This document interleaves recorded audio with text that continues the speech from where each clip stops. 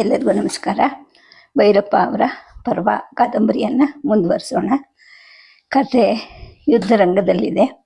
ದ್ರೋಣರು ಸೇನಾಪತಿಯಾಗಿರ್ತಾರೆ, ವಯೋವೃದ್ಧರು ಆಗಿರ್ತಾರೆ.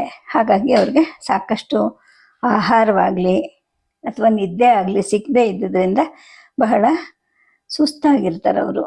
ಹಾಗಾಗಿ ಎಲ್ಲಾದರೂ ಒಂದು ಕಡೆ ಹೋಗಿ ವಿಶ್ರಾಂತಿ ತಗೋಬೇಕು ಅಂತ ಹೇಳಿಬಿಟ್ಟು ತಮ್ಮದೇ ಗುಡಿಸಲಿಗೆ ಅಂದರೆ ತಮಗೆ ಒದಗಿಸಿದ್ದ ಒಂದು ಬಿಡಾರಕ್ಕೆ ಹೋಗಿ ಅಲ್ಲಿ ವಿಶ್ರಾಂತಿ ತಗೊಳ್ತಿರ್ತಾರೆ. ಅದನ್ನು ನೋಡಿ ದುರ್ಯೋಧನನಿಗೂ ಕೂಡ ಸ್ವಲ್ಪ ಸಿಟ್ಟು ಬರುತ್ತೆ. ಆ ನಂತರ ಇವರು ಸಾಕಷ್ಟು ನಿದ್ದೆ ಮತ್ತು ಸಾಕಷ್ಟು ಗಂಜಿ ಸೇವನೆ ಎಲ್ಲ ಮಾಡಿಕೊಂಡು ಯುದ್ಧ ಭೂಮಿಗೆ ಬಂದಾಗ ಅವನು ಸರಿಯಾಗಿ ಮಾತು ಕೂಡ ಆಡಿಸೋದೇ ಇಲ್ಲ. ಇನ್ನು ಇವ್ರಿಗೂ ಕೂಡ ಒಂದು ರೀತಿಯ ಅವಮಾನ ಆದ ಹಾಗಾಗತ್ತೆ. ತಾನು ಯಾಕೆ ಇವನ ಕೈ ಕೆಳಗಡೆ ಯುದ್ಧ ಮಾಡಬೇಕಾಗಿತ್ತು? ತನಗೂ ಕೂಡ ತನ್ನದೇ ಆದಂತಹ ಒಂದು ನೆಲ ಇತ್ತು. ಅಂದರೆ ದೃಪದನ ಜೊತೆಗೆ ನಡೆದ ಒಂದು ಪುಟ್ಟ ಯುದ್ಧದಲ್ಲಿ ದೃಪದ ಅಂದರೆ ಇವರು ದೃಪದನ ಮೇಲೆ ಸೇಡು ತೀರಿಸ್ಕೊಳ್ಳೋಕ್ಕೆ ಅಂತ ಹೇಳಿ ತಮ್ಮ ಶಿಷ್ಯನಾದ ಅರ್ಜುನಂಗೆ ಹೇಳಿದಾಗ ಅವನನ್ನು ಹೆಡೆಮುರಿಗೆ ಕಟ್ಟಿ ಇವ್ರ ಕಾಲತ್ರ ಕಟ್ಟಿರ್ತಾನೆ. ಆಗ ಆತ ನನ್ನ ರಾಜ್ಯದಲ್ಲಿ ಅರ್ಧ ಭಾಗ ನಿಂದು ಅಂತ ಹೇಳಿಬಿಟ್ಟು ಉತ್ತರ ಪಾಂಚಾಲವನ್ನು ಇವನಿಗೆ ಬಿಟ್ಟುಕೊಟ್ಟಿರ್ತಾನೆ. ಆದರೆ ಭೀಷ್ಮ ಅದನ್ನು ಕುರುನಾಡಿಗೆ ಸೇರಿಸ್ಕೊಂಡಿರ್ತಾನೆ. ಈಗ ಇದೆಲ್ಲ ದ್ರೋಣರಿಗೆ ನೆನಪಾಗತ್ತೆ. ಅದನ್ನು ನಾನೇ ಇಟ್ಕೊಂಡಿದ್ದಿದ್ರೆ ಚೆನ್ನಾಗಿರ್ತಿತ್ತು. ಈಗಾದರೂ ಏನಾಯಿತು, ಅದು ನಂದೇನೆ. ನಾನು ಈ ದುರ್ಯೋಧನನ ವಿರುದ್ಧನೇ ಯುದ್ಧ ಮಾಡಬೇಕು, ಮಾಡಿಬಿಟ್ಟು ಆ ರಾಜ್ಯವನ್ನು ನನ್ನದಾಗಿ ಮಾಡ್ಕೋಬೇಕು ಅಂತ ಯೋಚನೆ ಮಾಡಿಬಿಟ್ಟು ತಪನ ಅನ್ನೋ ತಮ್ಮ ಸಾರಥಿಗೆ, ನೋಡು ನೀನು ಹೋಗ್ಬಿಟ್ಟು ಆ ಮಹಾರಾಜ ಎಲ್ಲಿದನೋ ಅವನ ಮುಂದೆ ರಥವನ್ನು ನಡೆಸು ಅಂತ ಹೇಳಿದಾಗ ಅವನಿಗೆ ಇವರು ಮಾತಿನ ಗೂಢ ಅರ್ಥ ಆಗೋದಿಲ್ಲ. ನೀವು ರಾತ್ರಿ ಸರಿಯಾಗಿ ನಿದ್ದೆ ಮಾಡಿಲ್ವಾ ಅಂತ ಕೇಳ್ತಾನೆ. ಆಗ ಇವ್ರಿಗನ್ಸುತ್ತೆ ಇದು ತಪ್ಪನನಿಗಷ್ಟೇ ಅಲ್ಲ, ಬೇರೆ ಯಾರಿಗೂ ಅರ್ಥ ಆಗೋದಿಲ್ಲ. ಇನ್ನು ನನ್ನ ಮಗ ಅಶ್ವತ್ಥಾಮನಿಗಂತೂ ಅರ್ಥ ಆಗೋದೇ ಇಲ್ಲ ಏನಾಗಿತ್ತು ಏನಾಗ್ತಿದೆ ಅಂತ ಯೋಚನೆ ಮಾಡಿ ಕೋಪ ಹೆಚ್ಚಾಗುತ್ತೆ. ಜೊತೆಗೆ ಅಳೋ ಹಾಗೂ ಆಗುತ್ತೆ. ತಮ್ಮ ದಳಪತಿ ಸತ್ತದ್ರಿಂದಲೇ ಇರಬೇಕು, ಎದುರುಗಡೆ ಸೈನಿಕರು ಚದುರ್ತಿದ್ದಾರೆ, ಯುದ್ಧವನ್ನು ಗೆದ್ದಿದ್ದೀವಿ, ಒಬ್ಬ ದಳಪತಿಯನ್ನು ಕೂಡ ಗೆದ್ದಿದ್ದೀವಿ ಅಂತ ಸೈನ್ಯದವರು ಮಾತಾಡ್ಕೊಳ್ತಿರ್ತಾರೆ. ಅಂದರೆ ದೃಪದ ಸತ್ತು ಹೋಗಿರ್ತಾನೆ. ಇನ್ನು ವಿರಾಟನಿಗೂ ಕೂಡ ಒಂದು ಬಾಣ ತಗಲಿರುತ್ತೆ. ಅವನು ಸತ್ತರೆ ಇಬ್ಬರು ದಳಪತಿಗಳನ್ನು ಕೊಂದ ಹಾಗೆ ಆಗತ್ತೆ ಅಂತ ಅನ್ಕೊತಾರೆ. ಅಷ್ಟರಲ್ಲಿ ಕೊಯ್ ಅಂದ್ಬಿಟ್ಟು ಒಂದು ಬಾಣ ಇವರ ಬಲತೋಳಿಗೆ ಸರಿಯಾಗಿ ಚುಚ್ಕೊಳ್ಳುತ್ತೆ. ತಪನ ಇದನ್ನು ಯಾರು ಹೊಡೆದ ಬಾಣ ಇದು ಅಂತ ಕೇಳ್ತಾರೆ. ಯಾರೋ ಒಬ್ಬ ಸಾಮಾನ್ಯ ಸೈನಿಕ ಅನ್ಸುತ್ತೆ, ಬಹುಶಃ ಚದುರ್ತಾ ಇರೋ ಆ ದೃಪದನ ದಳದ ಯಾರೋ ಒಬ್ಬ ಸೈನಿಕ ಹೊಡೆದಿರ್ಬೇಕು ಅಂತಾನೆ. ಆಗ ದ್ರೋಣರಂತಾರೆ, ಇದು ಅಧರ್ಮ ಅಲ್ವಾ, ಸಮಾನರನ್ನು ಮಾತ್ರ ಹೊಡಿಬೇಕು ಅಂತ ಹೇಳಿದ್ದಲ್ವಾ, ನನ್ನನ್ನು ಒಬ್ಬ ಸಾಮಾನ್ಯ ಸೈನಿಕ ಹೊಡೆದ್ನ ಅಂತ ಅಂತಾರೆ. ಬಾಣವನ್ನು ಕಿತ್ತು ಹಾಕ್ತಾರೆ. ಆ ಜಾಗದಲ್ಲಿ ರಕ್ತ ಇಳಿತಾ ಇರುತ್ತೆ, ಅದು ನೀರು ರಕ್ತ. ಈ ಒಣಕಲು ಶರೀರದಲ್ಲಿ ಇನ್ನೆಷ್ಟು ಉದ್ದರಣೆ ರಕ್ತ ಇರಬಹುದು ಅನ್ಕೊಂತಾರೆ. ಮೈಯೆಲ್ಲ ಜುಮ್ ಅನ್ನುತ್ತೆ, ಏನೋ ವ್ಯಾಪಿಸಿದ ಹಾಗೆ ಅನ್ಸತ್ತೆ. ಬಹುಶಃ ಇದು ವಿಷಪೂರಿತವಾದ ಅಲುಗಿನ ಬಾಣವಾ ಅನ್ಕೊಂತಾರೆ. ಒಳಗಡೆಯಿಂದ ದುಃಖ ಒತ್ತರಿಸ್ಕೊಂಡು ಬರುತ್ತೆ. ಓ, ನನಗೆ ಸಾವು ಬರ್ತಾ ಇದೆ. ಆದರೆ ನನ್ನಂತಹ ವೀರನಾದ ಈ ದ್ರೋಣನ ಸಾವು ಒಬ್ಬ ಸಾಮಾನ್ಯ ಸೈನಿಕನಿಂದ ಆಯ್ತಾ ಅನ್ಕೊಂತಾರೆ. ಭೀಷ್ಮರ ನೆನಪು ಆಗತ್ತೆ. ನಾನು ಕೂಡ ನಿವೃತ್ತನಾಗ್ಬಿಡ್ಬೇಕಾಗಿತ್ತು, ಭೀಷ್ಮರ ಹಾಗೇನೆ ನಾನೇ ಹೋಗ್ಬಿಡ್ಬೇಕಾಗಿತ್ತು ಅಂತ ಅನ್ಕೊಳ್ತಾರೆ. ಜೊತೆಗೇನೆ ನಾನು ನಿವೃತ್ತನಾಗೋದೇನು, ದುರ್ಯೋಧನನೇ ನನ್ನನ್ನು ನಿವೃತ್ತಿಗೊಳಿಸ್ತಾ ಅನ್ನೋ ನೆನಪು ಬರುತ್ತೆ. ಒತ್ತರಿಸಿಕೊಂಡು ಬಂದ ದುಃಖ ಗಂಟ್ಲಲ್ಲಿ ನಿಂತು ಹೋಗ್ಬಿಡುತ್ತೆ. ಮತ್ತೆ ಅನ್ಸುತ್ತೆ, ತಮಗೆ ಅಡಿಗೆಯವನಾಗಿದ್ದಂತಹ ಹವ್ಯಕ ವಿವೇಕಿನೇ ಇರಬಹುದಾ, ಅದಕ್ಕೆ ಅವನು ಈ ಯುದ್ಧದಲ್ಲಿ ಇರೋದೇ ಇಲ್ಲ ಅಂತ ಹೇಳ್ಬಿಟ್ಟು ಹೊರಟೆ ಹೋದ್ನಲ್ವಾ ಅಂತ ಅನ್ಕೊತಾರೆ. ಅಷ್ಟರಲ್ಲಿ ಎದುರುಗಡೆಯಿಂದ ಗದ್ದಲ, ಕೋಲಾಹಲ, ಹೊಯ್ಕಾರ ಎಲ್ಲ ಕೇಳಿಸ್ತಾ ಇರುತ್ತೆ. ಆಗ ತಪನ ಹೇಳ್ತಾನೆ, ಆಚಾರ್ಯರೇ, ದೃಪದನ ಮಗ ದೃಷ್ಟದುಮ್ನ ಈ ಕಡೆನೆ ಬರ್ತಾ ಇದ್ದಾನೆ ಅಂತ ಹೇಳ್ತಾನೆ. ನನ್ನ ದಳದವರೆಲ್ಲ ಹೆದರ್ಕೊಂಡು ಚದುರಿದ್ರು. ದೃಷ್ಟದುಮ್ನ ಮಹಾರಾಜ ಆಚಾರ್ಯರಿಗೆ ಬಾಣ ತಗಲಿ ರಕ್ತ ಹರಿತಾ ಇದೆ, ಇನ್ನು ಅರ್ಧ ಗಳಿಗೆಲ್ಲ ಅವ್ರು ತಾವಾಗೆ ಸಾಯ್ತಾರೆ ಅಂತ ಯಾರೋ ಹೇಳ್ತಾ ಇರ್ತಾರೆ. ರಥ ಅಲ್ಗಾಡ್ತಿರುತ್ತೆ, ಕುದುರೆಗಳು ಕೆನೆತಿರುತ್ತವೆ, ದೊಡ್ಡ ಮೈಕಟ್ಟಿನ ಅವನು ಬರ್ತಾನೆ. ನೋಡ್ಲಿಕ್ಕೆ ದೃಪದ ಕೂಡ ಚಿಕ್ಕವನಿದ್ದಾಗ ಹೀಗೆ ಇದ್ದ ಅಲ್ವಾ ಅಂತ ಇವ್ರಿಗನ್ಸುತ್ತೆ. ಅವನು ತನ್ನ ಬಲಗೈಯಲ್ಲಿ ಕತ್ತಿ ಹಿಡ್ಕೊಳ್ತಾನೆ. ಎಡಗಡೆಯಿಂದ ಎಡಗೈಯಿಂದ ಇವರ ಒಂದು ಉಷ್ಣೀಶವನ್ನ ಅಂದ್ರೆ ತಲೆಗೆ ಕಟ್ಟಿದ್ದ ರುಮಾಲನ್ನ ಕಿತ್ತೆಸಿತಾನೆ. ಅಲ್ಪ ಸ್ವಲ್ಪ ಉಳಿದಿರೋ ಕುರುಚಲು ಜುಟ್ಟನ್ನ ಎತ್ತಿ ಹಿಡಿತಾನೆ. ಇವ್ರಿಗೆ ಉಸಿರು ಕಟ್ಟದ ಹಾಗಾಗತ್ತೆ, ಕಣ್ಣು ಕತ್ತಲೆ ಬರುತ್ತೆ. ನೀನೇ ಸಾಯ್ತೀಯ ಅಂತ ನನಗೆ ಗೊತ್ತು, ಆದ್ರೆ ನನಗೆ ನಿನ್ನ ಶಿರವನ್ನ ಕತ್ತರಿಸಿ ಎಸೆಯೋ ಪ್ರತಿಜ್ಞೆ ಇದೆ. ಹಾಗಾಗಿ ನಾನೀಗ ನಿನ್ನ ಕುತ್ತಿಗೆಯನ್ನ ಕತ್ತರಿಸ್ತೀನಿ. ಜೊತೆಗೆ ನೀನು ಆಗ ನಮ್ಮ ಅಪ್ಪನ ಅಪಮಾನ ಮಾಡಿದ್ದೆ ಅಲ್ವಾ, ಈಗ ಅಪ್ಪನ ಕೊಂದಿದೆಯಲ್ವಾ, ಅದಕ್ಕೆ ಇದು ಶಿಕ್ಷೆ ಅಂತ ಹೇಳ್ಬಿಟ್ಟು ಅವನು ಕತ್ತಿಯನ್ನ ಎತ್ತುತ್ತಾನೆ. ದ್ರೋಣರ ಕಣ್ಣುಗಳು ಕತ್ತಲೆ ಬರುತ್ತೆ. ಮುಂದೆ ಏನಾಗುತ್ತೆ ಗೊತ್ತಿಲ್ಲ, ಅಂದ್ರೆ ದ್ರೋಣರ ಅಂತ್ಯ ಆಗೋಗುತ್ತೆ. ಇನ್ನು ಈ ಕಡೆ ಹಸ್ತಿನಾವತಿಗೆ ಬರೋಣ. ಇಲ್ಲಿ ಸಂಜೆಯ ಮನೆಗೆ ಹೋದಾಗ ಬೆಳಗಿನ ಜಾವ ಆಗಿರುತ್ತೆ. ಊರೆಲ್ಲ ನಿಶಬ್ದವಾಗಿರುತ್ತೆ. ಬೆಳಕು ಹರಿದು ಸೂರ್ಯ ನಾಲ್ಕಾಳುದ್ದ ಮೇಲೇರಿದ್ರು ಕೂಡ ಗಿಡ ಮರದ ಕೊಂಬೆಗಳಿಗೂ ಬಿಸಿಲು ಹತ್ತಿದ್ರು ಕೂಡ ಸಂಜಯನಿಗೆ ಎಚ್ಚರಿಕೆ ಆಗಿರೋದಿಲ್ಲ. ಕೊನೆಗೆ ಅವನ ಹೆಂಡತಿಗೆ ಇವನ ನಿದ್ದೆ ಬೇಸರ ತರಿಸುತ್ತೆ.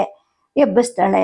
ಆವತ್ತಿನ ದಿವಸ ಮತ್ತೆ ನೀನು ಯುದ್ಧರಂಗಕ್ಕೆ ಹೋಗಬೇಡ ಅಂತ ಅವಳು ತಡಿತಾಳೆ. ಆದರೆ ಅವನ ಮನಸ್ಸೆಲ್ಲ ಯುದ್ಧದ ಮುಂದಿನ ಭಾಗವನ್ನು ಊಹೆ ಮಾಡ್ತಾ ಇರುತ್ತೆ.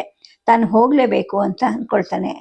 ಜೊತೆಗೆ ಮಧ್ಯಾಹ್ನನೂ ಆಗಿರೋದ್ರಿಂದ ಬಿಸಿ ಬಿಸಿ ಊಟ ಮಾಡ್ತಾನೆ. ಮತ್ತು ಹಾಗೆ ನಿದ್ದೆಗೆ ಶರಣಾಗ್ತಾನೆ. ರಾತ್ರಿ ಎದ್ದ ಮೇಲೇ ಅವನು ಹೆಂಡತಿದ ಜೊತೆಗೆ ಸ್ವಲ್ಪ ಮಾತುಕತೆ ಆಡೋದು.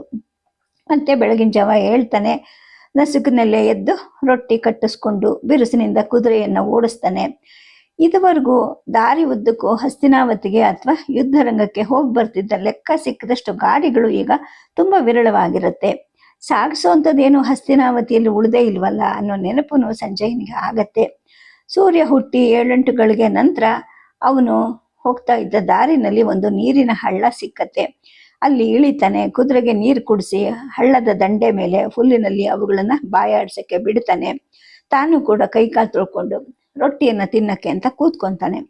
ತಿಂದು ಮುಗಿಸೋಷ್ಟರಲ್ಲಿ ಎದುರುಗಡೆಯಿಂದ ಒಂದು ರಥ ಬರುತ್ತೆ. ಕುದುರೆಗಳಿಗೆ ನೀರು ಕುಡ್ಸಕ್ಕೆ ಅಂದ್ಬಿಟ್ಟು ಆ ರಥನೂ ನಿಂತ್ಕೊಡುತ್ತೆ. ರಥದ ಮೇಲೆ ಒಬ್ಬನನ್ನ ಕೈಕಾಲು ಕಟ್ಟಿ ಹಾಕಿರ್ತಾರೆ. ಕಳ್ಳನ್ನ ಕೈಗೆ ಹಿಡಿದು ಕಟ್ತಾರಲ್ಲ ಆ ಥರ. ರಥ ಹೊಡ್ತಿದ್ದವನ ಗುರುತು ತನಗಿಲ್ಲ. ಆದರೆ ಕಳ್ಳನ ಹಾಗೆ ಕಂಡವನ ಪಕ್ಕದಲ್ಲಿ ಕೂತ್ಕೊಂಡಿರೋನು ಚೆನ್ನಾಗಿ ಗೊತ್ತು. ಅವನು ವಜ್ರಧರ. ಅವನು ತನ್ನ ಕುಲದವನೇ ಅಲ್ವಾ ಅಂತ ಸಂಜಯನ್ಗೆ ಅನಿಸುತ್ತೆ. ವಜ್ರಧರ, ಇದೇನು ಇತ್ತ ಹೊರಟಿದ್ಯಾ? ಯಾರು ಇವನು ಅಂತ ಸಂಜಯ ಕೇಳ್ತಾನೆ. ಇವನು ಚೋರ, ರಾಜಭಂಡಾರವನ್ನು ಕದ್ದ ಚೋರ ಅಂತ ವಜ್ರಧರ ತೊದಲ್ತಾ ಹೇಳ್ತಾನೆ. ಅವನ ದೃಷ್ಟಿನೂ ಈ ಕಡೆನೆ ಹರಿಯುತ್ತೆ. ಸಂಜಯ, ಇಷ್ಟೊಂದು ರೊಟ್ಟಿ ಪೇರಿಸ್ಕೊಂಡು ಕಟ್ಕೊಂಡು ಬಂದಿದ್ಯಾ? ತುಪ್ಪನೂ ಹಾಕಿರ್ಬೇಕಲ್ವಾ? ನನಗೊಂದೆರಡು ಕೊಡ್ತೀಯಾ? 2 ಕೊಡು. ನಿನ್ನ ಹೆಂಡತಿಗೆ 8 ಗಂಡು ಮಕ್ಕಳು ಹುಟ್ಲಿ ಅಂತ ಆಶೀರ್ವಾದ ಮಾಡ್ತೀನಿ ಅಂತ ಹೇಳಿಬಿಟ್ಟು ತಾನಾಗೆ ಇಳಿದು ಬಂದು ಸಂಜಯನ ಮುಂದೆ ಕೂತ್ಕೊತಾನೆ. ರಥದ ಸಾರಥಿ ಕುದುರೆಗಳನ್ನು ಬಿಚ್ಚಿ ನೀರು ಕುಡಿಸೋಕ್ಕೆ ಪ್ರಾರಂಭ ಮಾಡ್ತಾನೆ. ಸಂಜಯ ವಜ್ರಧನಿಗೆ 2 ರೊಟ್ಟಿ ಕೊಡ್ತಾನೆ. ಇನ್ನು ಸಾರಥಿಗೆ ಒಂದಾದರೂ ಕೊಡಬೇಕು, ಸಾಲದಾಗುತ್ತಲ್ಲ. ಸುದ್ದಿ ಸಂಗ್ರಹಕಾರಿಗೆ ತಲಾ 2 ಕೊಡೋ ಲೆಕ್ಕ ಇಟ್ಕೊಂಡು ಇಷ್ಟು ದಪ್ಪ ಗಂಟು ಹೊತ್ಕೊಂಡು ಬಂದಿದ್ದೆ ಅನ್ನೋ ನೆನಪಾಗುತ್ತೆ. ಅರ್ಧ ರೊಟ್ಟಿ ತಿಂದ ಮೇಲೆ ವಜ್ರಧರನ ನಾಲಿಗೆಯ ತೋದಲು ಸರಿ ಹೋಗುತ್ತೆ. ಮುಂದಿನ ರೊಟ್ಟಿ ಮುರುಕನ್ನು ಅಗಿತಾನೆ ಹೇಳ್ತಾನೆ. ಯುದ್ಧರಂಗಕ್ಕೆ ಹೋಗ್ತಾ ಇದೆಯಲ್ವಾ? ಏನು ಮಾಡಕ್ಕೆ ಹೋಗ್ತಾ ಇದೀಯಾ? ಅಲ್ಲಿ ಮಹಾರಾಜ ಸೋಲ್ತಾ ಇದ್ದಾನಲ್ವಾ, ಹೇಗಿದ್ರು ಅಂತಾನೆ. ಆಗ ಸಂಜಯ ಕೇಳ್ತಾನೆ, ಕರ್ಣ ಮಹಾರಾಜನ ಸೇನಾನಿ ಪದದಲ್ಲಿ ಏನಾಯಿತು ಅಂತ ಕೇಳಿದಾಗ ಆ ವಜ್ರಧರ ಹೇಳ್ತಾನೆ, ಭೀಮ ಧೃತರಾಷ್ಟ್ರನ 21 ಮಕ್ಕಳನ್ನ ಕೊಂದನಂತೆ ನೆನ್ನ. ಎಲ್ಲರೂ ನಮ್ಮ ಜಾತಿಯವರೇ, ಅಂದರೆ ಸೂತ್ರೇನೆ ಅವರು ಅಂತ ಹೇಳಿದವನು ಮುಂದಕ್ಕೆ ಅದನ್ನು ನಿಲ್ಲಿಸಿ, ನೋಡು ಬರೀ ಹೊಟ್ಟೆಗೆ ಹೆಂಡ ಕುಡಿಬಾರ್ದು ಅಂತಾರಲ್ಲ, ಅದಂತೂ ನಿಜವೇ ಅಂತ ಹೇಳ್ತಾನೆ. ಮತ್ತೆ ಯುದ್ಧದ ಮಾತಾಡ್ತಾನೆ. ಕರ್ಣ ಮಹಾರಾಜನ ಮಗ ಸುಷೇಣನನ್ನ ಅರ್ಜುನ ಕೊಂದನಂತೆ ಅಂತ ಹೇಳಿದವನು ಮತ್ತೆ ರೊಟ್ಟಿ ವಿಚಾರಕ್ಕೆ ಬರ್ತಾನೆ. ನಿನ್ನ ರೊಟ್ಟಿ ಬಿದ್ದ ಮೇಲೆ ನೋಡು ನನ್ನ ಹೊಟ್ಟೆ ಮೈ ಕೈ ಎಲ್ಲ ಸರಿ ಹೋಯ್ತು ಅಂತ ಅಂದ್ಬಿಟ್ಟು ಮತ್ತೆ ಯುದ್ಧದ ವರದಿ ಹೇಳ್ತಾನೆ. ನೋಡು, ಅವನು ಆ ಅರ್ಜುನ ನಮ್ಮ ಕರ್ಣ ಮಹಾರಾಜನ ಮಗ ಸುಷೇಣನನ್ನ ಕೊಂದನಲ್ಲ, ಅದಕ್ಕೆ ಕರ್ಣ ಮಹಾರಾಜ ಅರ್ಜುನನ್ನ ಕೊಂದೇ ತೀರ್ತೀನಿ ಅಂತ ಶಪಥ ಮಾಡ್ದ. ಅವನಿಗೆ ಶಲ್ಯ ಮಹಾರಾಜ ಸಾರಥಿಯಾಗಿದ್ದ ನೋಡು ಅಂತ ಹೇಳ್ಬಿಟ್ಟು, ನೋಡಿದ್ಯಾ ನಮ್ಮ ಕರ್ಣ ಮಹಾರಾಜನ ಪ್ರತಾಪ ಎಷ್ಟು ಅಂತ. ಕ್ಷತ್ರಿಯ ಮಹಾರಾಜ ಅವನು, ಸಿಂಹ ಸೇನಾಧಿಪತಿ ನಮ್ಮ ಕರ್ಣ. ಆದರೆ ಅವನು ಮಹಾರಾಜನ ರಥ ಹೊಡೆಯೋ ಸೂತ ಅಲ್ವಾ? ಅಂದರೆ ನಮ್ಮ ರಾಜನಿಗೆ ರಥ ಹೊಡೆಯೋನು ಒಬ್ಬ ಮಹಾರಾಜ. ಅವನು ನೋಡಿದ್ರೆ ಸೂತ, ಇವನು ನೋಡಿದ್ರೆ ಕ್ಷತ್ರಿಯ. ಈ ಥರ ಆಗಿದೆ ಅಲ್ವೇ ಅಂತ ಹೇಳ್ತಾನೆ. ಸಂಜಯನಿಗೂ ಸ್ವಲ್ಪ ಕುತೂಹಲ ಹುಟ್ಕೊಳ್ಳುತ್ತೆ. ಆದರೆ ತನ್ನ ಸಮವಯಸ್ಕ, ಸ್ವಲ್ಪ ಮಟ್ಟಿಗೆ ಇವನಿಗೆ ಗೆಳೆಯನೂ ಆಗಿದ್ದ ಸುಷೇಣ ಸತ್ನಲ್ಲ ಅಂತ ಇವನಿಗೆ ದುಃಖ ಆಗುತ್ತೆ. ಅರ್ಜುನನ್ನ ಮುಗಿಸಿರಬಹುದಲ್ವಾ ಇಷ್ಟೊತ್ತಿಗೆ ಅಂತ ಅಂದ್ಕೊಳ್ತಾ ಇರಬೇಕಾದ್ರೆ ವಜ್ರಧರ ಕೇಳ್ತಾನೆ, ನಮ್ಮ ಕಡೆ ಯಾಕೆ ಸೋಲಾಗ್ತಿದೆ ನಿನಗೆ ಗೊತ್ತಾಯ್ತಾ ಅಂದಾಗ, ಇನ್ನೇನು ಭೀಷ್ಮ ದ್ರೋಣರು ಮುಂತಾದ ದಳಪತಿಗಳಲ್ಲಿ ಒಮ್ಮತ ಇರಲಿಲ್ವಲ್ಲ ಅದಕ್ಕೆ ಅಂತ ಸಂಜಯ ಹೇಳ್ತಾನೆ. ಆಗ ವಜ್ರಧರ ಹೇಳ್ತಾನೆ, ನೀನು ವೇದ ಕೇಳಿದೀಯಾ ಅಂದಾಗ, ಸ್ವಲ್ಪ ಸ್ವಲ್ಪ ಕೇಳಿದ್ದೀನಿ, ನಿನ್ನಷ್ಟು ನನಗೇನು ಪಾಠ ಆಗಿಲ್ಲ ಅಂತಾನೆ. ನೋಡು ನಾನು ಹೇಳ್ತೀನಿ ಕೇಳು. ಇಂದ್ರ ಹುಟ್ಟತಾನಲ್ಲ, ಹುಟ್ಟಿದ ತಕ್ಷಣ ತಾಯಿ ಹಾಲು ಚೀಪ್ಸಕ್ಕೆ ಮೊದಲೇ ಅವನಿಗೆ ಸೋಮ ಕುಡಿಸ್ತಾರಂತೆ. ದೊಡ್ಡವನಾದ್ಮೇಲೆ ಒಂದೇ ಸಲಕ್ಕೆ 30 ಮೊಗೆ ಕುಡಿತಾ ಇದ್ನಂತೆ. ಏಕಯ ಪ್ರತಿದಾ ಬಿಭತ್ಸಾಕಂ ಸರಾಂಸೆ 30 ಇಂದ್ರ ಸೋಮಸ್ಯ ಕಾಣುಕಾಹ. ಆದ್ರಿಂದಲೇ ಅವನು ಅಷ್ಟು ಮಹಾವೀರ ಆಗಿದ್ದು, ಮಹತ್ ಕಾರ್ಯಗಳನ್ನು ಕೂಡ ಮಾಡಿದ್ದು. ಎಲೆ ಇಂದ್ರನೇ, ಯಾವ ಸೋಮವನ್ನ ನೀನು ಕುಡಿದು ವೃತ್ರ ಇತರಗಳನ್ನ ವರ್ಧಿಸಿದೆಯೋ ಅಂತಹ ಮದಕರವು ಸಮೀಚೀನವೂ ಆದ ಸೋಮ ಇಲ್ಲಿದೆ, ಅದು ನಿನಗೆ ಹರ್ಷವನ್ನ ಕೊಡಲಿ ಅಂತ ಹೇಳಿಬಿಟ್ಟು ಆ ಸೋಮವನ್ನ ಸಮರ್ಪಣೆ ಮಾಡ್ತಾರಲ್ವಾ, ನಿಂಗೆ ಇದೆಲ್ಲ ಗೊತ್ತಲ್ವಾ?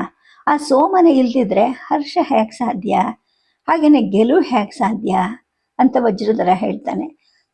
ಸಂಜಯನಿಗೆ ಅವನ ಮಾತು ಅರ್ಥ ಆಗೋದಿಲ್ಲ. ಏನು ನೀನು ಹೇಳ್ತಾ ಇರೋದು ಅಂತ ಕೇಳ್ತಾನೆ. ನಾನು ಏನು ಹೇಳ್ತಿದ್ದೀನಿ ಅಂದರೆ, ನಮ್ಮ ಕಡೆ ಯುದ್ಧದ ಪ್ರಾರಂಭದಲ್ಲಿ 2 ದಿನ ಸೈನಿಕರಿಗೆಲ್ಲ ಸೂರ್ಯ ಸರಬರಾಜು ಮಾಡಿದ್ರು, ಆಮೇಲೆ ನಿಲ್ಲಿಸ್ಬಿಟ್ರು. ಇಷ್ಟೊಂದು ಜನಕ್ಕೆ ಎಲ್ಲಿಂದ ಒದಗಿಸೋದು ಅಂತ ಅಂದರು. ಸೂರ್ಯನೇ ಇಲ್ಲದೆ ಭಯವನ್ನು ಕಳಚ್ಕೊಂಡು ಯುದ್ಧ ಮಾಡೋದು ಹೇಗೆ? ಹಾಗಾಗೇನೆ ಮೊದಲನೇ ದಿನ ತೋರಿಸಿದ್ದ ಪ್ರತಾಪವನ್ನು ಆಮೇಲೆ ನಮ್ಮವರು ತೋರಿಸ್ಲಿಲ್ಲ. ಈಗ ಗೊತ್ತಾಯ್ತಾ ನಿನಗೆ ಅಂತಾನೆ. ಅವನ ಪ್ರಶ್ನೆಗೆ ಸಂಜಯನಿಗೆ ತಕ್ಷಣ ವಿವರಣೆ ಹೊಡೆಯೋದಿಲ್ಲ. ಸರಿ, ನೀನು ಯಾಕೆ ಯುದ್ಧರಂಗ ಬಿಟ್ಟು ಬರ್ತಾ ಇದೀಯಾ ಅಂತ ಕೇಳ್ತಾನೆ. ಅದೇ ಕಾರಣಕ್ಕೆ ನಾನು ಬಿಟ್ಟು ಬರ್ತಾ ಇರೋದು. ಸೋಮ ಇಲ್ಲದೆ ಯುದ್ಧ ಮಾಡೋನು ಹೇಗಿದ್ರು ಸೋಲ್ತಾನೆ, ಸಾಯ್ತಾನೆ. ಸುಮ್ಮನೆ ನಾನು ಯಾಕೆ ಸಾಯ್ಬೇಕು? ಇಂದ್ರನ ಶಾಪಕ್ಕೆ ಒಳಗಾಗಬೇಕು, ಸೋಮದೇವನ ಶಾಪಕ್ಕೂ ಒಳಗಾಗಬೇಕು, ನನಗೆ ಯಾಕೆ ಬೇಕು ಅಂತ ಯುದ್ಧರಂಗವನ್ನು ಬಿಟ್ಟು ಬಂದೆ ಅಂತ ವಜ್ರಧರ ಹೇಳ್ತಾನೆ. ಸರಿ, ಈಗ ನಿನಗೆ ಈ ಸೋಮ ಅಥವಾ ಸೂರ್ಯ ಎಲ್ಲಿ ಸಿಕ್ತು ಅಂತ ಕೇಳಿದಾಗ, ಬರೋ ದಾರಿಲಿ ಸಿಕ್ತು. ದಾರಿಲಿ ಅಂದರೆ ದಾರಿಗೆ ಕಾಣದ ಹಾಗೆ ಗಿಡಗುಚ್ಚುಗಳ ಮರೆಯಲ್ಲಿ ಒಂದು ಬಗನಿ ಗಿಡ ಇತ್ತು. ಅದಕ್ಕೆ ಯಾರೋ ಗಡಿಗೆ ಕಟ್ಟಿದ್ರು. ಸೂರ್ಯ ಇನ್ನೂ ಹುಟ್ಟೇ ಇರಲಿಲ್ಲ. ಅಕಸ್ಮಾತ್ ನನ್ನ ಕಣ್ಣಿಗೆ ಬಿತ್ತು. ರಥ ನಿಲ್ಲಿಸ್ದೆ, ಹತ್ತದೆ, ಮಡಕೆ ಇಳಿಸ್ದೆ. ರಥದ ಕುತುಕುಲಿಗೆ ಗಡಿಗೆ ಕುಕ್ಕಿ ಹೊಡಿಬಾರ್ದು ಅಂದ್ಬಿಟ್ಟು ಸುತ್ತ ಸೊಪ್ಪು ಇಟ್ಟು ಬಂದಿದ್ದೀನಿ. ನಿನಗೂ 1 ಮೊಗೆ ಕೊಡ್ತೀನಿ, ಇನ್ನೊಂದು ರೊಟ್ಟಿ ಕೊಟ್ಬಿಡು. ಕೊಡದಿದ್ರೆ ನಾನೇ ಅದನ್ನು ಕುಡಿದು ನಿನ್ನ ಮೇಲೆ ಯುದ್ಧನೂ ಮಾಡಿಬಿಟ್ಟು ನಿನ್ನ ರೊಟ್ಟಿಯ ಪೂರ್ತಿ ಗಂಟನ್ನು ಅಪಹರಿಸ್ಕೊಂಡ್ಬಿಡ್ತೀನಿ. ಯಾಕೆಂದರೆ ಸೋಮ ಕುಡಿತೀನಲ್ಲ, ನನಗೆ ಶಕ್ತಿ ಬರುತ್ತಲ್ವಾ ಅಂತ ವಜ್ರಧರ ಹೇಳ್ತಾನೆ. ಇವನ ಮಾತಿಗೆ ಸಂಜಯ ನಗೋದೂ ಇಲ್ಲ, ಗಂಭೀರವಾಗಿ ಹೇಳ್ತಾನೆ. ಆ ಮಾತು ಸಂಜಯನಿಗೆ ಮತ್ತೆ ತಾನು ಸ್ವಲ್ಪ ಕುಡಿಬೇಕು ಅನ್ನೋ ಆಸೆ ತರುತ್ತೆ. ಅಷ್ಟರಲ್ಲಿ ಕುದುರೆಗಳಿಗೆ ನೀರು ಕುಡಿಸಿ ಹತ್ತಿರ ಬಂದ ಸಾರಥಿ ಪರಿಚಯನೂ ಆಗುತ್ತೆ. ಅವನು ಹೇಳ್ಕೊಳ್ತಾನೆ, ನಾನು ಋಕಪ್ರಸ್ಥದವನು, ಪ್ರವೀರ ಅಂತ ನನ್ನ ಹೆಸರು ಅಂತ. ಅವನೇ ರಥವನ್ನು ಹತ್ತಿ ಗಡಿಗೆಯನ್ನು ತಂದು ಇವ್ರ ಮುಂದಿಡ್ತಾನೆ. ತುಳುಕಿದ ತಿಳಿಯಾದ ಆ ಕಳ್ಳು ಗಡಿಗೆಯ ಕಂಠವನ್ನೆಲ್ಲ ನೆನೆಸಿರುತ್ತೆ. 1 ಮೊಗೆ ಕುಡಿದ ನಂತರ ಸಂಜಯನ ಮನಸ್ಸು ಹಗುರ ಆಗತ್ತೆ. ಅವನ ದೃಷ್ಟಿ ರಥದ ಕಡೆಗೆ ಹೋಗುತ್ತೆ. ಯಾರು ರಥದಲ್ಲಿರೋರು ಅಂತ ಕೇಳ್ತಾನೆ. ಹೇಳಿದ್ನಲ್ಲ ನಾನಾಗಲೇ, ರಾಜನ ಆಸ್ತಿಯನ್ನು ಅವನು ಕದ್ದೊಯ್ತಾ ಇದ್ದ. ಈ ಗಾಡಿ, ಈ ಕುದುರೆಗಳು ಕೂಡ ಅವನು ಕದ್ದವೇ ಅಂತೆ. ಹಿಡ್ಕೊಂಡು ಹೋಗ್ತಾ ಇದ್ದೀನಿ. ಧೃತರಾಷ್ಟ್ರ ಮಹಾರಾಜನ ಮುಂದೆ ನಿಲ್ಸಿದ್ರೆ ಅವನಿಗೆ ಶಿಕ್ಷೆ ಆಗುತ್ತೆ, ನನಗೆ ಇನಾಮ್ ಸಿಕ್ಕತ್ತೆ ಅಂತ ವಜ್ರಧರ ಹೇಳ್ತಾನೆ.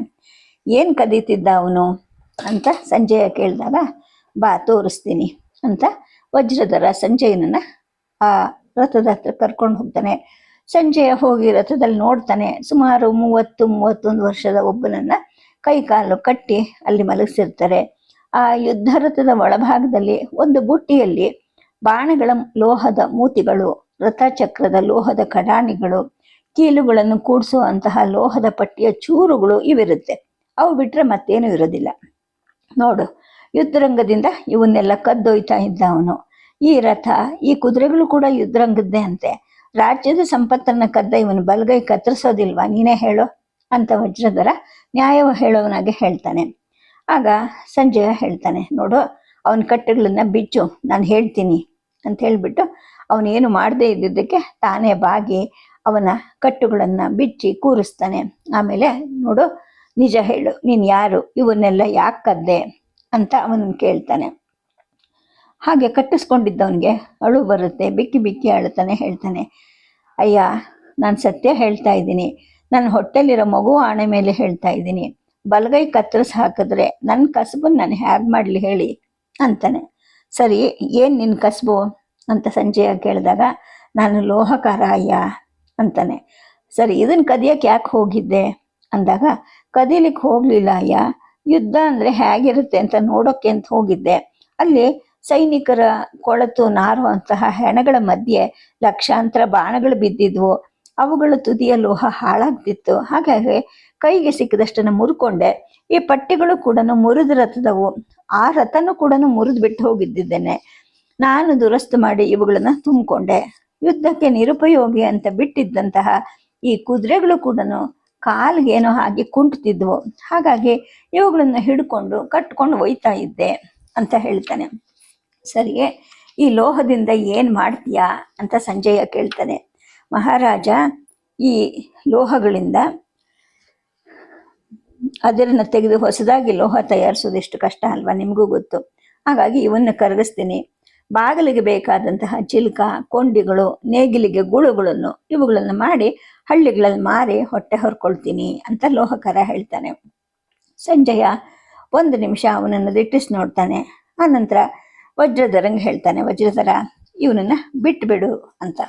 ಅವನು ಹೇಳ್ತಾನೆ, ನೀನು ರಾಜ ಸಂಪತ್ತನ್ನು ಕದ್ದವನ ಪರವೇ ಮಾತಾಡ್ತಾ ಇದೆಯಲ್ಲ, ಇದು ಸರಿನಾ ಅಂತ ಕೇಳಿದಾಗ ಸಂಜಯ ಹೇಳ್ತಾನೆ, ಸರಿ ಕರ್ಕೊಂಡು ಹೋಗು, ನನಗೇನಂತೆ. ಧೃತರಾಷ್ಟ್ರ ಮಹಾರಾಜನ ಹತ್ತಿರಕ್ಕೆ ಇವನನ್ನು ಕರ್ಕೊಂಡು ಹೋದರೆ ನೀನು ಯಾಕೆ ಯುದ್ಧ ಮಾಡದೆ ಬಿಟ್ಟು ಬಂದೆ, ಇವನ್ನೆಲ್ಲ ನೀನೇ ಕದ್ದಿದ್ಯಾ ಅಂತ ಹೇಳಿಬಿಟ್ಟು ನಿನಗೆ ಶಿಕ್ಷೆ ಆಗುತ್ತೆ, ನನಗೇನಂತೆ, ಹೋಗು ಅಂತಾನೆ. ಈ ಮಾತನ್ನ ಕೇಳಿ ವಜ್ರಧರನ ಮುಖ ಬಿಳಿಸ್ಕೊಳ್ಳುತ್ತೆ.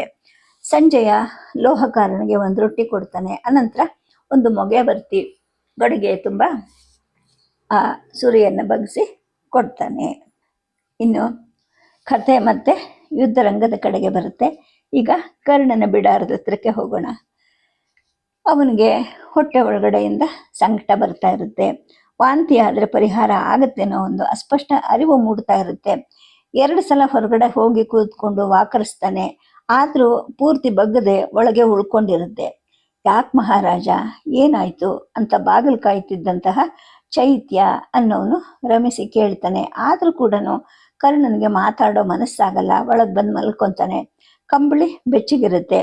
ಗುಡಿಸಲಂತೂ ಯುದ್ಧದ ಸದ್ದೆ ಕೇಳಿದಷ್ಟು ದೂರದಲ್ಲಿರುತ್ತೆ, ನಿಶ್ಶಬ್ದವಾಗಿರುತ್ತೆ, ಕತ್ತಲು ಇರುತ್ತೆ. ಗುಡಿಸಲಿನ ಒಳಗಡೆ ಮಾತ್ರ ದಪ್ಪ ಬತ್ತಿಯ ಎಳ್ಳೆಣ್ಣೆಯ ಹಣತೆ ಉರಿತಾ ಇರುತ್ತೆ. ರಾತ್ರಿ ಚೆನ್ನಾಗಿ ನಿದ್ದೆ ಬರಲಿ ಅಂದ್ಬಿಟ್ಟು ಸ್ವತಃ ಮಹಾರಾಜನೇ 3 ಮೊಗೆ ತರಿಸಿ ಕುಡಿಸಿದ್ದ. ತಾನು ಮಾತ್ರ ಅವನು ಕುಡಿದಿರ್ಲಿಲ್ಲ. ನಾಳೆ ಯುದ್ಧ ನಿನ್ನದು, ಈ ರಾತ್ರಿ ಚೆನ್ನಾಗಿ ಮಲ್ಕೊಂಡು ನಿದ್ದೆ ಮಾಡಿಬಿಡು, ನೀನು ತಗೋ, ನಾನು ರಾತ್ರಿ ಯುದ್ಧವನ್ನು ನೋಡ್ಕೊಳ್ತೀನಿ ಅಂತ ಹೇಳಿ ಹೊರಟೋಗಿದ್ದ. ಎಷ್ಟು ಸ್ನೇಹ ಆ ದುರ್ಯೋಧನ ಮಹಾರಾಜಂದು ಅಂತ ಕರ್ಣ ಅಂದ್ಕೊಳ್ತಾನೆ. ಆದರೆ ವಾಂತಿಯಾಗುವಂತಹ ಸಂಕಟ ಅವನಲ್ಲಿ ತುಂಬಿಬಿಟ್ಟಿರುತ್ತೆ. ಮರದಿಂದ ಇಳಿಸಿದ ಶುದ್ಧ ಸುರೆ ಅಂತ ಇದು. ಹುಳಿಗಟ್ಟದ್ದನ್ನು ಬಿಟ್ಟರೆ ಬೇರೆ ಯಾವ ಅಡ್ಡವಾಸನೆ ರುಚಿಗಳು ಇರೋದಿಲ್ಲ ಅದಕ್ಕೆ. ಆದರೂ ಕೂಡ ಬೆಚ್ಚಿಗೆ ಕಂಬಳಿ ಹೊದ್ದು ಮಲ್ಕೊಂಡ್ರು ಯಾಕೆ ನಿದ್ದೆ ಬರ್ತಿಲ್ಲ ಅಂತ ಕರ್ಣ ಅಂದ್ಕೊಳ್ತಾನೆ. ಶತ್ರುಗಳು ಜಯದ್ರಥನನ್ನು ಕೊಂದು ರಾತ್ರಿಯಲ್ಲೂ ಕೂಡ ಯುದ್ಧವನ್ನು ಮುಂದುವರಿಸಿರೋದ್ರಿಂದ ಕಣ್ಣು ಮುಚ್ಚಿದ್ರೂ ಇವನಿಗೆ ನಿದ್ದೆ ಬರೋದಿಲ್ಲ. ಕರ್ಣ ಮತ್ತೆ ಎಡಮಗ್ಗಲು ತಿರುಗ್ತಾನೆ, ಬಲಮಗ್ಗಲಿಗೆ ಹೊರಳ್ತಾನೆ. ಗುಡಿಸ್ಲಲ್ಲಿರೋ ಅವನ ಸಾಕು ನಾಯಿ ಒಮ್ಮೊಮ್ಮೆ ಇವನು ಹೊರಳದಾಗ್ಲೂ ಎದ್ದು ನಿಂತ್ಕೊಳ್ತಾ ಇರುತ್ತೆ, ಬಾಲ ಆಡಿಸಿ ಕುಯ್ಗುಟ್ತಾ ಇರುತ್ತೆ. ಬಹುಶಃ ತನ್ನನ್ನು ನೋಡಿ 5-6 ದಿನವೇ ಆಗಿರೋದ್ರಿಂದ ಇದಕ್ಕಿಷ್ಟು ಮಮತೆ ಇರಬಹುದು ಅಂತ ಕೈ ನೀಡಿ ಅದನ್ನು ಕರೀತಾನೆ. ಅದರ ಕುತ್ತಿಗೆಯನ್ನು ಕೆರೆದು ನೇವರಿಸ್ತಾನೆ. ಅದು ಕೂಡ ಹತ್ರ ಬಂದು ತನ್ನ ಕಂಬಳಿ ಮೇಲೇನೆ ಮುದುರಿ ಮಲ್ಕೊಳ್ಳುತ್ತೆ. ಸ್ವಲ್ಪ ಹೊತ್ತಿಗೆ ತೆಪ್ಪಗೆ ನಿದ್ದೆನೂ ಮಾಡುತ್ತೆ. ಆದರೆ ತನಗೆ ನಿದ್ದೆ ಬರ್ತಾ ಇಲ್ವಲ್ಲ ಅಂತ ಕರ್ಣ ಅಂದ್ಕೊಳ್ತಾನೆ. ತಲೆಯಲ್ಲಿ ಎಲ್ಲೋ ತೇಲ್ಕೊಂಡು ಹೋದಂತಹ ಭಾವ ಬರ್ತಾ ಇರುತ್ತೆ. ಹೊಟ್ಟೆ ಒಳಗಡೆ ಸ್ಪಷ್ಟವಾದ ಸಂಕಟ ಹೆಚ್ಚಾಗ್ತಾ ಇರುತ್ತೆ. ನಾಳಿನದು ಇದುವರೆಗೂ ನಡೆದ ರೀತಿಯ ಅಸಮ ಹೋರಾಟ ಆಗುತ್ತೋ ಅಥವಾ ಏನಾಗುತ್ತೋ ಗೊತ್ತಿಲ್ಲ, ಅವನಿಗೆ ನಾನು ಯಾರು ಅಂತಲೇ ಗೊತ್ತಿಲ್ಲ ಅಲ್ವಾ ಅಂತ ಕರ್ಣ ಅನ್ಕೊಳ್ತಾನೆ. ಒಂದು ಕಡೆ ರೋಷದ ಪ್ರಚಂಡ ಶಕ್ತಿ ಉಕ್ತಾ ಇರುತ್ತೆ, ಇನ್ನೊಂದು ಕಡೆ ಕರುಳಿನ ಅರಿವಿನ ನಿಶಕ್ತಿ ತುಂಬ್ಕೋತಾ ಇರುತ್ತೆ. ಪ್ರತಿ ಸತಿನೂ ರೋಷ ಹುಟ್ಟುತ್ತಾ ಇರುತ್ತೆ ಕರ್ಣನಿಗೆ. ಕರುಳು ಗಿರುಳು ಇವೆಲ್ಲ ಸುಳ್ಳು, ಕಾನೀನನಾಗಿ ಹೆತ್ತು ತ್ಯಜಿಸಿ ಈಗ ಗೆಲ್ಲೋ ತಂತ್ರವಾಗಿ ಸಂಬಂಧ ಹೇಳ್ಕೊಂಡು ನಾನು ಹುಟ್ಟಿಸಿ ಸಾಕಿ ಸಲಹಿ ತಾಯಿ ಸತ್ತ ಮೇಲೆ ತಾನೇ ನನ್ನ ತಾಯಿಯಾಗಿ ನನ್ನ ಸಲಹುತ್ತಿದ್ದ ಮಗನಿಗಿಂತ ಹೆಚ್ಚಿನ ಸಂಬಂಧನ ಅನ್ಕೊತಾನೆ. ಸುಷೇಣನನ್ನ ಬೇಕು ಅಂತಲೇ ಅವನು ಗುರಿ ಇಟ್ಕೊಂಡಿದ್ದಾನೆ. ಅವನು ನನ್ನ ಕರುಳನ್ನು ಚುಚ್ಚೋಕೆ ಅಂತಲೇ ಹೀಗೆ ಮಾಡಿರಬೇಕು, ನನ್ನನ್ನು ಕೆಣಕ್ಲೇಬೇಕು ಅಂತ ಹೇಳ್ಬಿಟ್ಟು ಈ ಥರ ಮಾಡಿದಾನ ಅರ್ಜುನ. ಕಡ್ಡಿಯಿಂದ ತಿವಿದು ಘಟಸರ್ಪವನ್ನು ಕೆಣಕೋ ಹುಡುಗನ ಅವನು ಅಂದ್ಕೊಳ್ತಾನೆ. ಅಂದರೆ ಇವನ ತಾಯಿ ಕುಂತಿ ಇವನು ಹಡೆದ ನಂತರ ಇವನನ್ನು ಬಿಟ್ಟು ಹೊರಟೋಗಿರ್ತಾಳೆ. ಇವನು ಮದುವೆ ಆದಮೇಲೆ ಹುಟ್ಟಿರೋ ಮಗ ಸುಷೇಣ, ಆದರೆ ಇವನ ಹೆಂಡತಿ ಸತ್ತು ಹೋಗಿರ್ತಾಳೆ. ಅಲ್ಲಿಂದ ಮುಂದಕ್ಕೆ ತನ್ನ ಮಗ ಸುಷೇಣನನ್ನು ಇವನ ತಾಯಿಯಾಗಿ ಕೂಡ ಸಾಕಿರ್ತಾನೆ. ತುಂಬ ಮಮತೆ ಅವನ ಮೇಲೆ, ಆ ಮಗುಗೂ ಕೂಡ ಇವನ ಮೇಲೆ ತುಂಬ ಮಮತೆ, ಪ್ರೀತಿ, ಗೌರವ ಎಲ್ಲ ಇರುತ್ತೆ. ಅಂತಹ ಮಗನನ್ನ ಅರ್ಜುನ ಈಗ ಕೊಂದನಲ್ಲ ಅಂದ್ಬಿಟ್ಟು ಕರ್ಣನಿಗೆ ರೋಷ ಉಕ್ಕಿ ಬರ್ತಾ ಇರುತ್ತೆ. ಹೇಳ್ಕೊತಾನ ಅವನೇನೆ, ಎಲ್ಲೋ ಕರ್ಣನ ಮಗನೇ, ನಿಮ್ಮಪ್ಪ ನನ್ನ ಎದುರು ಬರೋಕ್ಕೆ ಹೆದರ್ಕೊಂಡು ನಿನ್ನನ್ನು ಕಳಿಸಿದ್ನ ಅಂತ ಅವನು ಹೇಳಿದ್ನಂತೆ. ಅಂದರೆ ಆ ಅರ್ಜುನ ನನ್ನ ಮಗನಿಗೆ ಹೀಗೆ ಹೇಳಿದ್ನಂತೆ, ಕೂಗಿ ಹೇಳಿ ಆ ನಂತರ ಸುಷೇಣನಿಗೆ ಹೊಡೆದ್ನಂತೆ. ನಿಮ್ಮಪ್ಪ ನನ್ನ ಮಗ ಅಭಿಮನ್ಯುವನ್ನು ಹೊಡೆದ, ನಮ್ಮ ಘಟೋತ್ಕಜನ ಕುತ್ತಿಗೆಯನ್ನು ಕತ್ತಿಯಿಂದ ಕತ್ತರಿಸಿ ಹಾಕ್ದ. ಈಗ ಅವೆಲ್ಲಕ್ಕೂ ಬದಲಾಗಿ ನಾನು ನಿನ್ನನ್ನ ಅಂತ ಹೇಳಿಬಿಟ್ಟು ಅವನು ಒಂದು ಬಾಣವನ್ನು ನೇರವಾಗಿ ಬಿಟ್ಟನಂತೆ. ಅದು ಸುಷೇಣನ ಕುತ್ತಿಗೆ ನೇರವಾಗಿ ಅಂತ ಅನ್ಕೊಳ್ತಾನೆ ಕರ್ಣನಿಗೆ ಅಳು ಹತ್ತುಕೊಂಡು ಬರುತ್ತೆ. ನಾನು ಅಳೋದಿಲ್ಲ, ಹೆಂಗಸಲ್ಲ ಸುಷೇಣ, ನೀನು ದಿಕ್ಕಿಲ್ಲದ ಮಗ ಖಂಡಿತ ಅಲ್ಲ. ನಿನ್ನ ಪ್ರೇತ ಪ್ರತೀಕಾರ ಕಾಣದೆ ಉಪವಾಸ ಇರೋಕ್ಕೆ ಬಿಡೋ ಅಪ್ಪ ಅಲ್ಲ ನಾನು. ಜಯದ್ರಥನನ್ನ ಕೊಂದು ಅಭಿಮನ್ಯುವಿನ ಸಾವಿನ ಪ್ರತೀಕಾರ ಅವನು ತೀರಿಸ್ಕೊಂಡ್ಲಿಲ್ವಾ? ಹಾಗೆ ನಾನು ಕೂಡ ಅವನು ನಿನ್ನನ್ನು ಕೊಂದಿದ್ದಾನೆ, ಅದಕ್ಕೆ ಪ್ರತೀಕಾರ ನಾನು ಮಾಡೇ ಮಾಡ್ತೀನಿ ಅಂತ ಕರ್ಣ ಅಂದ್ಕೊಳ್ತಾನೆ. ಮಗು, ನೀನು ಅನಾಥ ಅಲ್ಲ. ಇಡೀ ಸೈನ್ಯವನ್ನೆಲ್ಲ ತೊಡಗಿಸಿ ನಾಳೆ ಅವನ ಶಿರವನ್ನು ಕತ್ತರಿಸಿ ಆಕಾಶದೆತ್ತರದಿಂದ ಅವನ ಸೈನ್ಯ ಮಧ್ಯಕ್ಕೆ ಅದನ್ನು ಎಸೆದಿದ್ರೆ ನಾನು ನಿಮ್ಮ ಅಪ್ಪನೇ ಅಲ್ಲ ಮಗು ಅಂತ ಹೇಳ್ಬಿಟ್ಟು ನಿಶ್ಚಯ ಮಾಡ್ಕೊಳ್ತಾನೆ. ಮನಸ್ಸಿನ ಕುದಿತ ಒಂದು ಹದಕ್ಕೆ ಬರುತ್ತೆ. ಕರ್ಣನ ಸಂಕಟನೂ ಕಡಿಮೆ ಆಗುತ್ತೆ, ನರಗಳು ಹಗುರವಾಗುತ್ತವೆ, ನಿದ್ದೆ ಬರೋ ಹಾಗಾಗುತ್ತೆ. ಮತ್ತೆ ಬಲಮಗ್ಗುಲಿಗೆ ತಿರ್ಕೊಂಡು ನಿದ್ದೆಗೆ ಇಳಿಯೋಕ್ಕೆ ಪ್ರಯತ್ನಿಸ್ತಾನೆ. ಇನ್ನೇನು ನಿದ್ದೆ ಬರುತ್ತೆ ಅನ್ನೋಷ್ಟರಲ್ಲಿ ಹೊರಗಡೆ ಏನೋ ಪಿಸು ಮಾತು ಕೇಳುತ್ತೆ. ಕರ್ಣ ಆಲಿಸ್ತಾನೆ. ಚಿತ್ರಸೇನ ಸುಶರ್ಮರ ಅಂದ್ಕೊಳ್ತಾನೆ. ಅಲ್ಲಿ ಮಾತಾಡೋದು ಕೇಳಿಸ್ತಾ ಇರುತ್ತೆ. ಮೆಲ್ಲಗೆ ಮಾತಾಡು, ಮಹಾರಾಜರು ಮಲ್ಕೊಂಡಿದ್ದಾರೆ, ಆ ಕಡೆ ಹೋಗೋಣ ಅಂತಾರೆ. ಹೆಜ್ಜೆ ಸಪ್ಪಳನ್ನು ಕೇಳುತ್ತೆ. ಕರ್ಣ ಮಲ್ಕೊಂಡಿದ್ದಲ್ಲೇ ಕಿಟಾರಂತೆ ಕಿರಿಚ್ಕೊಳ್ತಾನೆ. ಏನು, ನನ್ನ ಮಕ್ಕಳು ಚಿತ್ರಸೇನ ಸುಶರ್ಮರ, ಅವ್ರಿಗೇನಾಯ್ತು ಅಂತ ಕೂಗ್ತಾನೆ ಕರ್ಣ. ಯಾರು ಏನು ಉತ್ತರ ಹೇಳೋದಿಲ್ಲ. ಕರ್ಣನೇ ಎದ್ದು ಬರ್ತಾನೆ. ಚೈತ್ಯ, ಕೇಳ್ತಾ ಇಲ್ವಾ ನಿನಗೆ? ಒಳಗೆ ಬಂದು ವರದಿ ಮಾಡು ಅಂತ ಕಿರಿಚ್ಕೊಳ್ತಾನೆ. ಅವನ ಗಂಟಲು ಹೂತ್ ಹೋದಂಗೆ ಆಗುತ್ತೆ. ದೀಪಕ್ಕೆ ಗಾಳಿ ಬಡಿದೇ ಇರೋ ಹಾಗೆ ಬಾಗಿಲನ್ನ ಓರೆ ಮಾಡಿಕೊಂಡು ಚೈತ್ಯ ಒಳಗೆ ಬರ್ತಾನೆ. ಮಹಾರಾಜರೇ, ದುಃಖದ ಸುದ್ದಿ ಮತ್ತೆ ನಿಮ್ಮ ಕಿವಿಗೆ ಬೀಳಬಾರ್ದು ಅಂತ ಎಚ್ಚರಿಕೆ ವಹಿಸಿದೆ, ಆದರೆ ಆ ಬುದ್ಧಿ ಇಲ್ಲದ ದೂತ ಅಂದ್ಬಿಟ್ಟು ಮಾತು ನಿಲ್ಲಿಸ್ತಾನೆ. ಯಾರಂತೆ ಕೊಂದಿದ್ದು ನನ್ನ ಮಕ್ಕಳನ್ನ ಅಂತ ಕರ್ಣ ಕೇಳ್ತಾನೆ. ನಿನ್ನ ಶತ್ರು ಅರ್ಜುನನೇ, ಬೇಕು ಅಂತಲೇ ನಿನ್ನ ಮಕ್ಕಳನ್ನ ಆರಿಸಿ ಗುರಿ ಇಡೋ ಹಾಗೆ ಕಾಣ್ತಾ ಇದೆ ಅಂತ ಚೈತ್ಯ ಹೇಳ್ತಾನೆ. ಕರ್ಣ ಮಲಗದಲ್ಲೇ ಮಲಗಿರ್ತಾನೆ. ಸಡಿಲವಾಗಿ ಹಗುರವಾಗ್ತಿದ್ದ ನರಗಳು ಕಾದು ಕೆಂಪಗಾಗತ್ವೆ. ಕರ್ಣ ಮಾತಾಡೋದಿಲ್ಲ.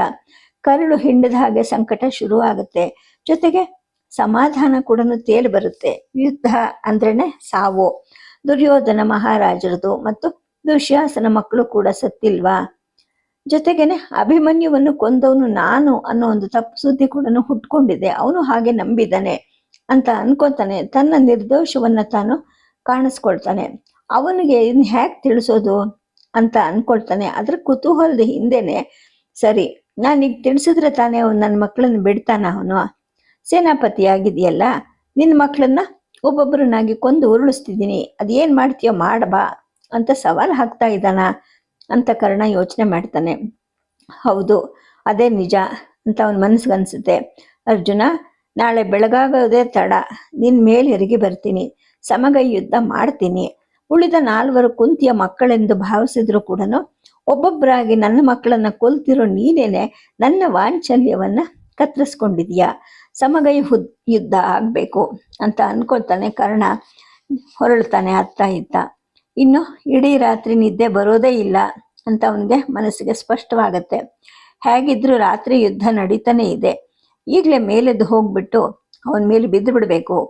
ಚಿತ್ರಸೇನ ಮತ್ತು ಸುಶರ್ಮರು ಅಂದ್ರೆ ನನ್ನ ಮಕ್ಕಳು, ಇವರ ರಕ್ತ ಹೆಪ್ಪುಗಟ್ಟಕ್ಕೆ ಮೊದಲೇನೆ ಅವನನ್ನು ಕೊಂದು ಬಿಡಬೇಕು ಅನ್ನೋ ವಿಚಾರ ಕರ್ಣನಿಗೆ ಬರುತ್ತೆ.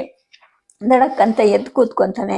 ನಾಳಿನ ಯುದ್ಧಕ್ಕೆ ಅಂತ ವಿಶ್ರಾಂತಿ ಪಡಿತಿರೋ ದಳವನ್ನ ಈಗ ಹೇಗೆ ಎಬ್ಸೋದು ಅಂತ ಅನ್ಸುತ್ತೆ. ಜೊತೆಗೆ ಎಬ್ಸಿದ್ರು ಅವ್ರು ಎದ್ದು ಕಾಯಕ್ಕೆ ಸಾಧ್ಯನಾ ಅನ್ನಿಸಿ ಅವನ ಉತ್ಸಾಹ ಇಳಿಯುತ್ತೆ. ನಾಳೆ ಸಾರ್ಥಿ ಆಗುವಂತಹ ಶಲ್ಯ ಕೂಡ ಕಣ್ಣು ತುಂಬ ನಿದ್ದೆ ಮಾಡ್ಕೊಂಡು ಬರ್ತೀನಿ ಅಂತ ಹೋಗಿದ್ದಾನೆ. ಇದೇ ಗಡಿಗೆಯ ಸುರಿಯನ್ನು ಕುಡಿದು ಅವನು ಹೋಗಿರೋದು. ಅವನು ಹೇಳ್ತಾನ? ಇಲ್ಲ. ಕರ್ಣನೊಬ್ಬನಿಗೆನೆ ನಿದ್ದೆ ತಪ್ಪಿದೆ ಅಂತ ಅನ್ಕೊಂಡು ಮತ್ತೆ ಮಲ್ಗಕ್ಕೆ ಪ್ರಯತ್ನ ಮಾಡ್ತಾನೆ. ಹೊಟ್ಟೆಯಲ್ಲಿ ಮತ್ತೆ ಸಂಕಟ ಕಾಣಿಸ್ಕೊಳ್ಳುತ್ತೆ. ವಾಂತಿಯಾಗಿ ಹೊರಬರಕ್ಕೆ ಅದು ಹವಣಿಸ್ತಿದೆ ಅಂತ ಸಂಕಟ ಅವನಲ್ಲಿ. ಹೊರಗಡೆ ಹೋಗಿ ಓಕರ್ಸಿದ್ರು ಕೂಡ ಅದು ಸುರಿದು ಹೋಗೋದಿಲ್ಲ ಅಂತ ಗೊತ್ತಿದ್ರು ಕೂಡ ಕರ್ಣ ಎದ್ದು ಹೋಗ್ತಾನೆ. ಗುಡಿಸಲಿನ ಆಚೆಗೆ ಹೋಗಿ ಕೂತ್ಕೊಳ್ತಾನೆ. ಎಲ್ಲ ಕಡೆನೂ ಗೋವನ್ನು ಅಂತಹ ಕತ್ತಲೆ ಇರುತ್ತೆ. ಎದುರಿಗೆ ಅಷ್ಟು ದೂರದಲ್ಲಿರೋ ರಾಜ ಶಿಬಿರದಲ್ಲೂ ಕೂಡ ಏನು ಸದ್ದು ಇಲ್ಲ. ಸಂದುಗಳಲ್ಲಿ ದೀಪ ಕೂಡ ಕಾಣಿಸ್ತಿಲ್ಲ. ಎಣ್ಣೆ ಸರಬರಾಜು ಕೂಡ ಸಾಲದು ಅಂತ ಯಾರೋ ಹೇಳಿದ್ದ ಅವನಿಗೆ ನೆನಪಾಗತ್ತೆ. ಸುಷೇಣನನ್ನ ಹಗಲಿನ ಬೆಳಕಲ್ಲಿ ಕೊಂದಿದ್ದಾನೆ. ಇನ್ನು ಈ ಕತ್ಲೆಯಲ್ಲಿ ಇವರೇ ಚಿತ್ರಸೇನ ಸುಶರ್ಮ ಅಂತ ಅವನಿಗೆ ಹೇಗೆ ಗೊತ್ತಾಯಿತು? ನನ್ನ ಮಕ್ಕಳನ್ನ ಅವನಿಗೆ ಹೇಗೆ ಕೊಂದ? ಬಹುಶಃ ಯಾವುದಾದ್ರೂ ಕುರುಡು ಗುರಿಯ ಯಾವುದೋ ಬಾಣಗಳು ತಗಲಿ ಸತ್ತಿರಬಹುದಾ? ವರದಿ ತಂದವನು ಅರ್ಜುನ ಹೊಡೆದ ಅಂತ ಹೇಳಿರಬಹುದಾ? ಏಕೆಂದರೆ ದಳದ ಕೆಲಸವನ್ನೆಲ್ಲ ದಳಪತಿ ಹೆಸರಲ್ಲೇ ಹೇಳ್ತಾರಲ್ಲ, ಹಾಗಾಗಿರಬಹುದಾ ಅಂತ ಕರ್ಣನ್ಗನ್ಸುತ್ತೆ. ಯಾವುದು ಸರಿಯಾಗಿ ತೋಚೋದಿಲ್ಲ. ಸಂಕಟ ಸ್ವಲ್ಪ ಇಳಿದ ಹಾಗನ್ಸುತ್ತೆ. ಹೊಟ್ಟೆಯಿಂದ ಹೊರ ಹಾಕಕ್ಕೆ ಬಂದು ಕೂತ್ರೆ ಹೀಗೆ ಒಳಗಡೆ ಸರಿಯುತ್ತೆ. ಒಳಗಡೆ ಹೋಗಿ ಮಲ್ಕೊಂಡ್ರೆ ಮತ್ತೆ ಕಡಿಲಿಕ್ಕೆ ಶುರುವಾಗುತ್ತೆ ಅನಿಸುತ್ತೆ. ಆದರೂ ಕೂಡ ಎದ್ದು ಹೋಗಿ ಹೊದ್ಕೊಂಡು ಮಲ್ಕೋತಾನೆ. ನಾಯಿ ಇವನನ್ನೇ ಕಣ್ಣು ಬಿಟ್ಟು ನೋಡುತ್ತೆ, ಮತ್ತೆ ಕಣ್ಣು ಮುಚ್ಕೊಳುತ್ತೆ. ಎಳ್ಳೆಣ್ಣೆ ದೀಪ ಒಂದೇ ಹದಕ್ಕೆ ಉರಿತಾ ಇರುತ್ತೆ. ಚೈತ್ಯ ಎಣ್ಣೆ ಹಾಕಿದಾನೇನೋ ಅಂತ ಕಾಣುತ್ತೆ. ತಕ್ಕಡಿಯ ಅಸಮತಿಯನ್ನು ಸರಿ ಮಾಡೋ ಬೈಕೆ ಅವನಲ್ಲಿ ಹುಟ್ಟುತ್ತೆ. ಅದನ್ನು ಹೇಗೆ ಸರಿ ಮಾಡೋದು? ಅಂದರೆ ತನ್ನ ಮಕ್ಕಳು ಸತ್ತಿರೋದಕ್ಕೆ ತಾನು ಕೂಡ ಸೇಡ್ ತೀರಿಸ್ಕೋಬೇಕು. ಆದರೆ ಹೇಗೆ ಮಾಡೋದು? ಅರ್ಜುನ, ನನ್ನ ಭಾವದಾರ್ಢತೆಯನ್ನು ಇರಿದು ಬಿಟ್ಲು. ನಿನ್ನದನ್ನು ಗಟ್ಟಿಯಾಗಿಟ್ಟಿದ್ದಾಳೆ. ನಿನ್ನ ರಥ ನಡೆಸ್ತಿರೋ ಕೃಷ್ಣನ್ನೇ ನೀನು ಕೇಳು ಅಂತ ಕೂಗಿ ಹೇಳಿಬಿಟ್ಟು ಆ ನಂತರ ಯುದ್ಧ ಮಾಡಿದ್ರೆ ಹೇಗೆ ಅಂತ ಕರ್ಣನ್ಗನ್ಸುತ್ತೆ. ಒಂದು ಕ್ಷಣ ಅದೇ ಸರಿ, ತಾನು ಹಾಗೆ ಮಾಡಬೇಕು ಅನ್ಸುತ್ತೆ. ಮರುಕ್ಷಣವೇ ತಾನೇ ಕುಸಿದು ಹೋದಂತಹ ಭಾವ ಅವನನ್ನು ಆವರಿಸುತ್ತೆ. ಇಡೀ ಕೌರವರ ಸೈನ್ಯದಲ್ಲಿ ದುರ್ಯೋಧನಾದಿಗಳ ದೃಷ್ಟಿಯಲ್ಲಿ ಸಾಧ್ಯನೇ ಇಲ್ಲ ಅಂತ ಮನಸ್ಸು ಆ ವಿಚಾರವನ್ನು ಮತ್ತೆ ಮುಚ್ಚಿ ಹಾಕುತ್ತೆ. ಚೈತ್ಯ ಅಲ್ಲೇ ನಿಂತಿರೋದು ಅವನಿಗೆ ಗೊತ್ತಾಗುತ್ತೆ. ಸದ್ಯಕ್ಕೆ ಕಥೆಯನ್ನು ನಿಲ್ಲಿಸಿರ್ತೀನಿ. ನಮಸ್ಕಾರ.